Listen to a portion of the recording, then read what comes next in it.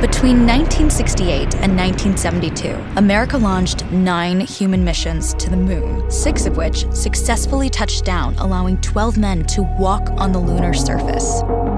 NASA's next chapter of lunar exploration, called Artemis, has the task of not just going to the moon to create a long-term human presence on and around it, but also to prepare for ever more complex human missions to Mars. In short, everything we must be able to do here, we must first do here. So, what will an Artemis mission look like? Everything is designed and tested with our most important element in mind, the astronauts. This is their deep space, human-rated spacecraft called Orion, built in 3 parts. The crew module, where up to 4 astronauts will live and work throughout the flight. The service module, with life support systems for the crew and its own engine and fuel reserves.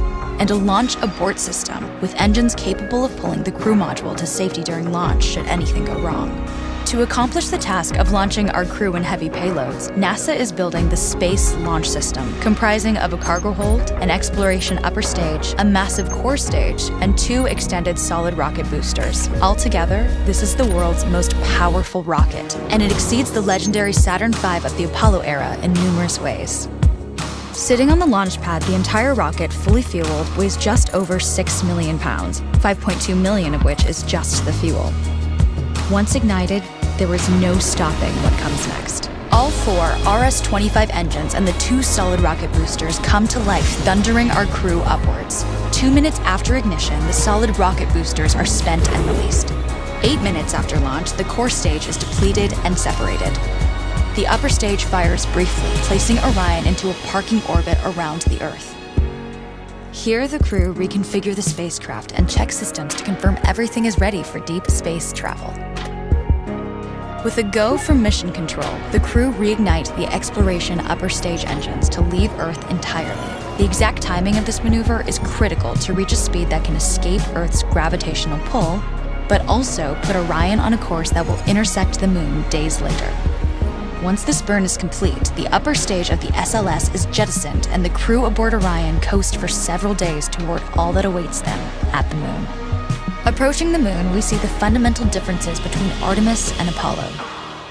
Instead of requiring Orion to serve as an expendable lunar command module or to carry a constrained lunar lander, the Artemis missions will take advantage of a different approach: pre-staging.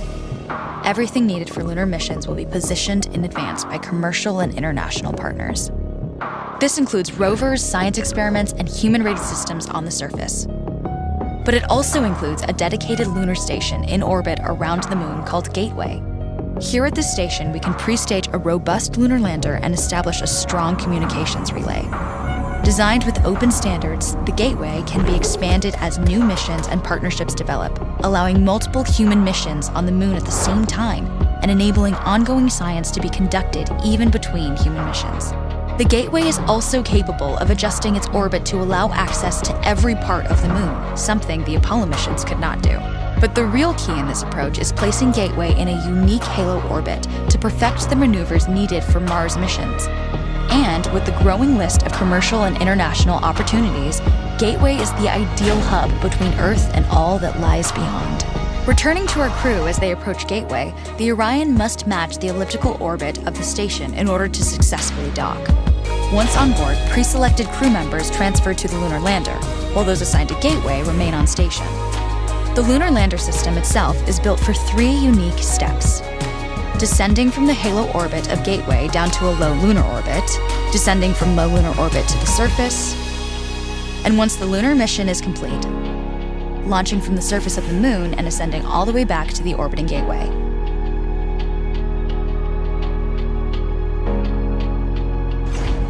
Once back aboard the Orion spacecraft and undocked from Gateway, the crew fire their engine once to break out of the halo orbit, and once again to sling the spacecraft around the moon, placing it on a multi-day trajectory back towards Earth. As they near the end of this journey, the service module is released, and the crew module is oriented heat shield first.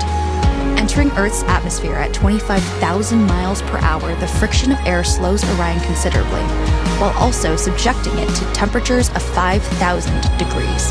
With the Orion now at just 300 miles per hour, a series of parachutes uniquely tested and produced for this moment deploy, decelerating the craft to just 20 miles per hour for splashdown. With each successful mission, Artemis ushers in the next wave of men and women to explore our moon and prove that together we are ready to go beyond.